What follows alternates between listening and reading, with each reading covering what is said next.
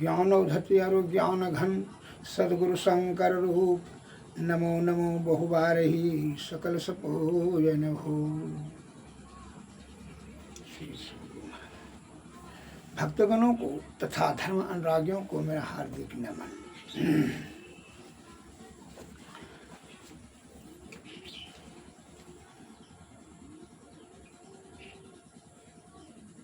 ब्रह्म पर्णवल संलग्न नादो ज्योतिर मयात्मक मन तत्र लयम याति तद विष्णु परम पदम। अर्थात प्रणव से उचित नाद जो ब्रह्म है, चेतन स्वरूप अर्थात ज्योतिर्मय है, मन उसमें लीन हो जाता है और वही विष्णु का परम पद है।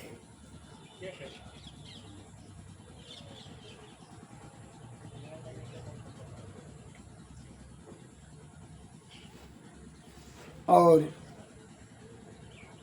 वह परम पद प्राप्त कर लेना सरल नहीं है।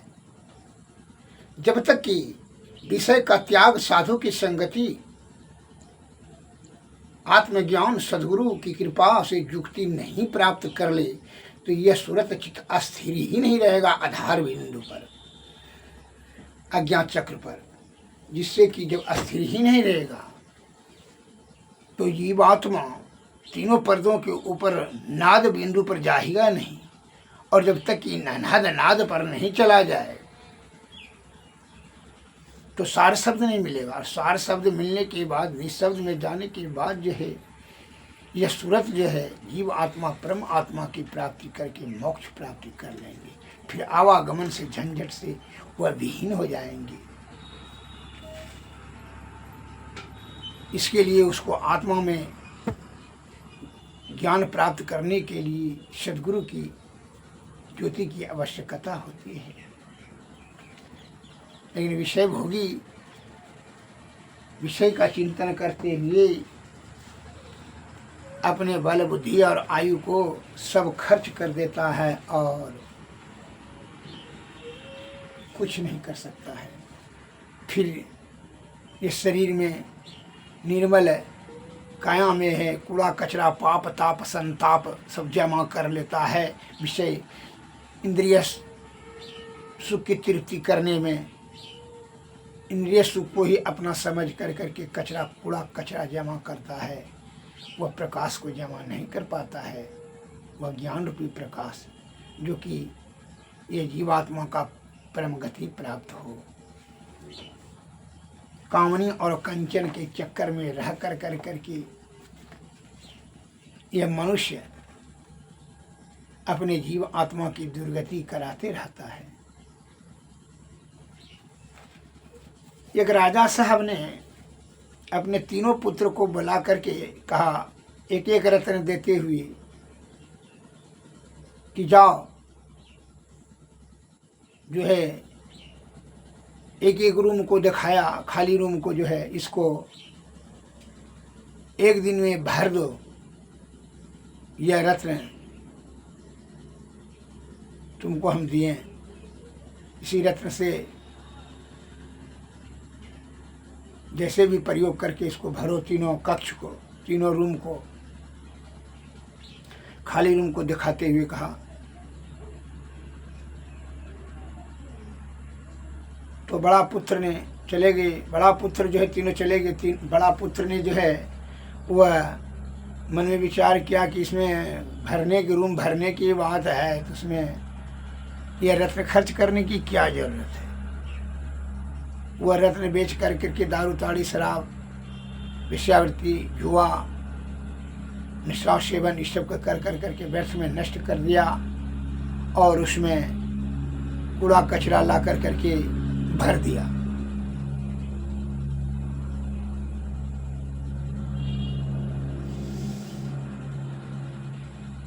और दूसरा पुत्र ने वही रत्न बेच कर करके कंकड़ पत्थर भर दिया। कि भरने का बात है तो कंकड़ वो रत्न जो है कीमती बिका। अब 5 लाख रुपया में बिका तो वह जो है उसको उसमें ला करके पत्थर से भर दिया, कंकड़ पत्थर से।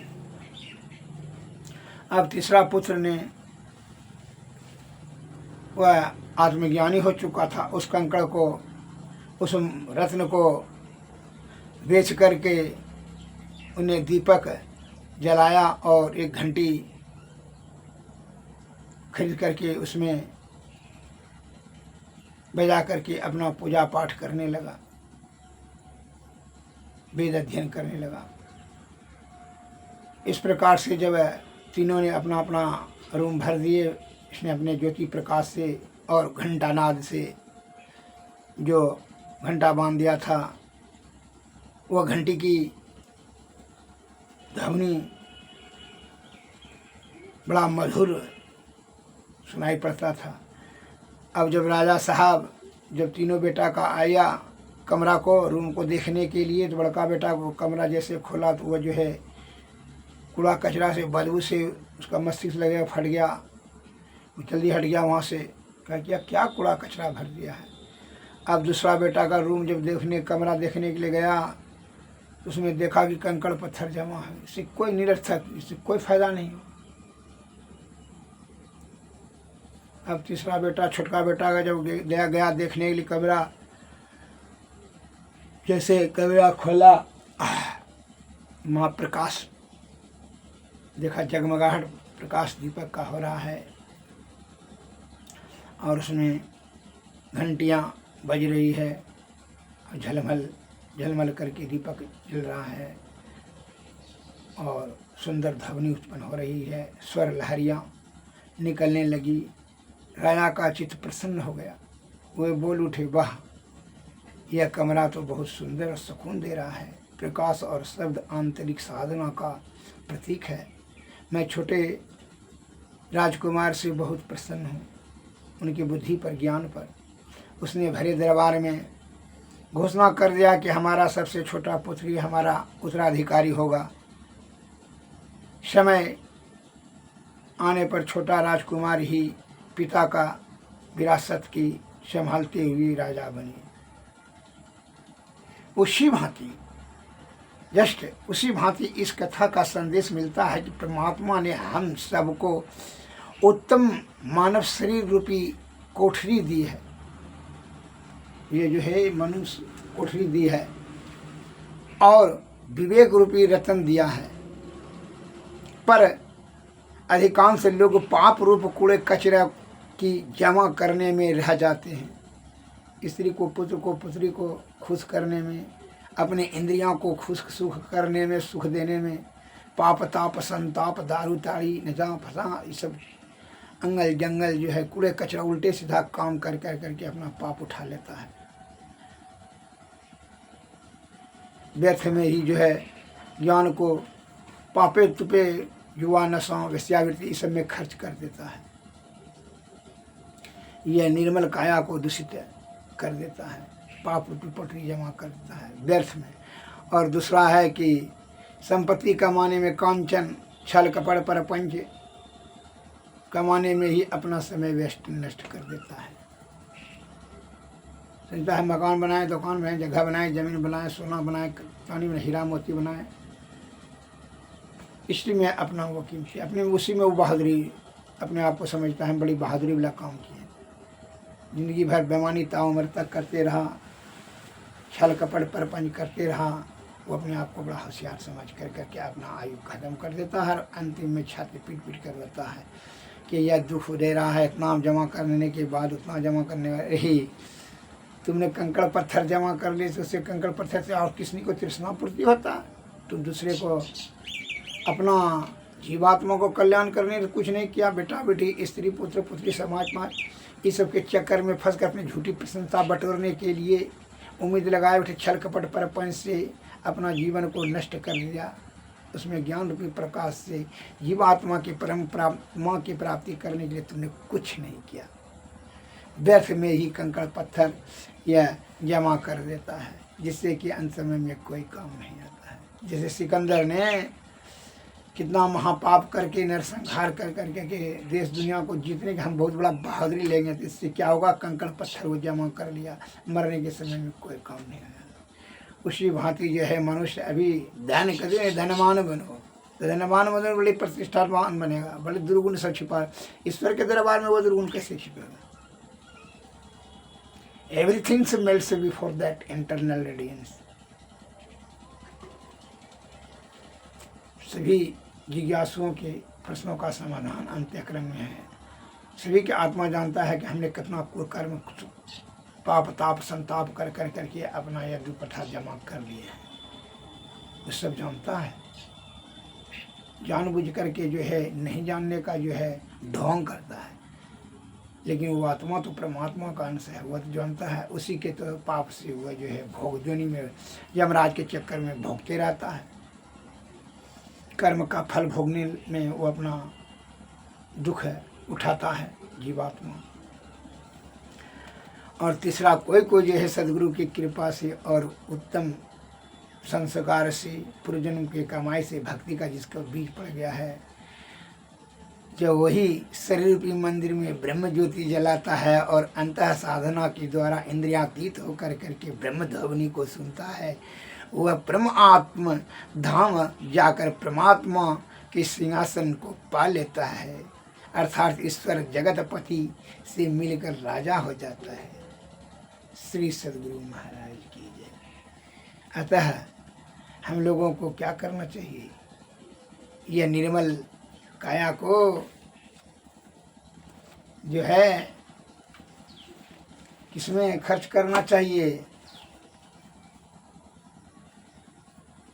आत्मा में ज्योति जगा करके तीनों पर्दों के पार ईश्वर प्राप्ति करने में ही लगाना चाहिए। इसी में जीवात्मा का कल्याण होगा। सतोगुण में सदाचार का पालन करते सद्बुद्धि से सादा भजन करते हुए सदगुरु के शरण में जा करके उनकी सेवा सत्ता करके युक्ति प्राप्त करें। उनकी कृपा से युक्ति, युक्ति से भक्ति, भक्ति से मुक्ति होगा। इसे कहता है बंधे तुम गाढ़े बंधन में यान, पहला बंधन पड़ा देह का, दूसरा तिरिया जान। तीसर बंधन पुत्र विचारो, चौथा नाती मान। नाती के कहे नाती होवे, फिर वही कौन ठिकान। धन संपत्ति और हाट हवेली, यह बंधन क्या करूँ बखान। चौलड़ पंचलड़ सतलड़ रसरी, बांध लिया अब बहु विधि तान। कैसे छूटन हो ये तुम्हारा, गहरे खूटे गड़े निदान। मरे बिना तुम छूटी नहीं, जीते जी तुम सुनो न कान। जगत लाज का और कुल की मर्यादा, यह बंधन सब ऊपर ठान। लीक पुरानी कभी न छोड़, जो छोड़ो तो जग की हान। क्या कहूँ क्या कहूँ विपत में तुम्हारी, भटको जोनी भूत मशान। तुम तो जगत सत कर पकड़ा, क्यों कर पावो नाम निशान।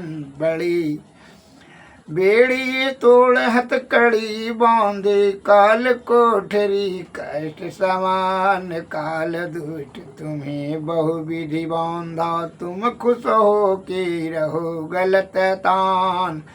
ऐसे मूर्ख दुख सुख जाना, क्या कहूँ जब रुझान। शर्म करो कुछ लाजा जानो, नहीं तो यमपुर का भोगो हान। राधा स्वामी शरण गहो, अब तो कुछ पाओ उनसे दान। सूरत क्यों भूल रही अब, तेत चलो स्वामी पास है। मनवा तुम सदा के संगी, त्यागो जगत किया है। इंद्रियन तुम भोग दीवानी, क्यों फंसो काल की फांस। जल्दी से अब मुख को मोड़ो, अंतर यजव विलास। जैसे बने तैसे करो कमाई, हर चरणन विषव। राधा स्वामी दीन दयाल दे अगम निवास। तब सुख साथ रहो घर अपने, फिर होई ना तन में बस। सूरत क्यों भूल रही अब चे, चलो स्वामी पास। श्री सद्गुरु महाराज, श्री सद्गुरु महाराज।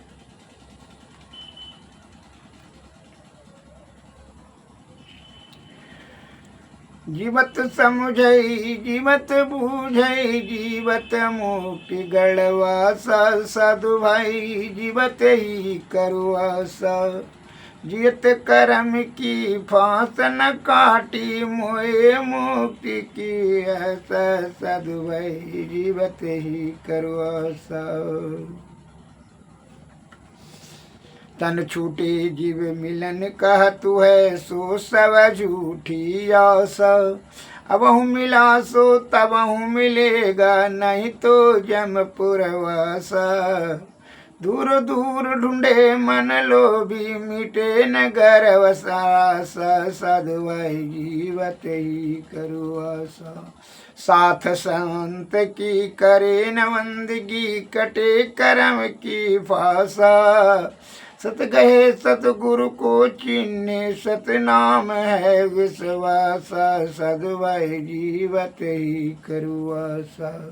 कहे कबीरा साधन हितकारी, हम साधन के दासा।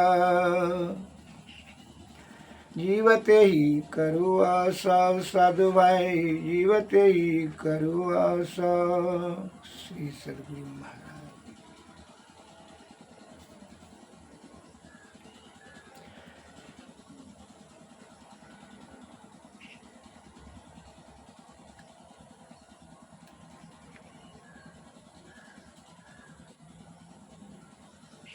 श्री सद्गुरु महाराज।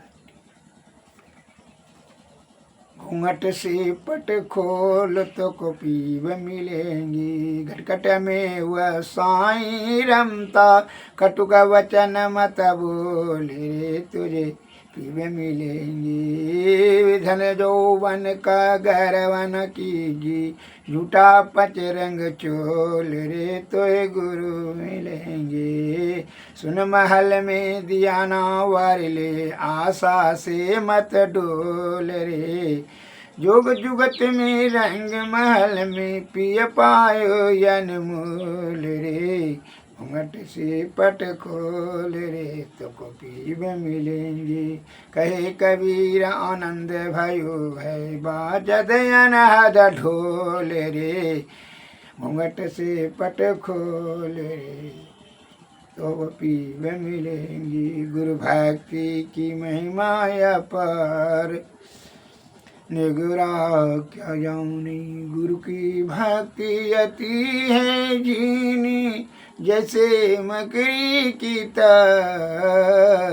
गुरु भक्ति की महिमा अपार, निगुरा क्या जाऊनी। भवजल नदियाए गम बहे धरवा, जिसमें 84 की धार। गुरु भक्ति की महिमा अपार, क्या जाने। बिन गुरु भक्ति परे यम फांसी, जम का खाएगा मार। गुरु भक्ति की महिमा अपार, क्या जाने।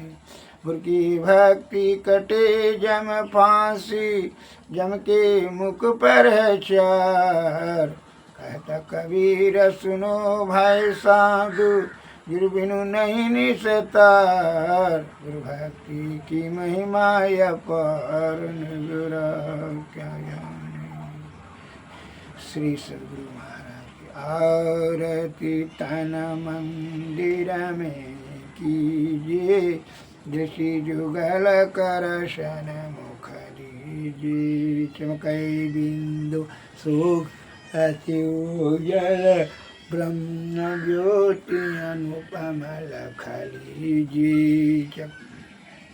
जगमग जगमग रूप ब्रह्मांडा, निरखी निरखी ज्योति त्यज दीजिए।